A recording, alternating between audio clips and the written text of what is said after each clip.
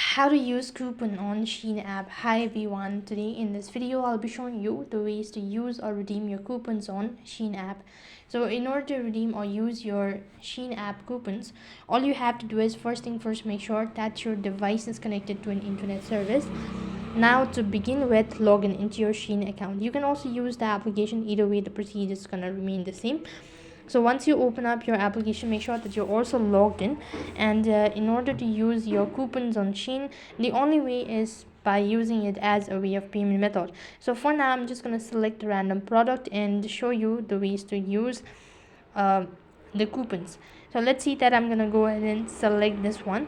So once I'm done selecting the product, I'll have to add it to my cart. Once the product has been added to the cart, go to the cart.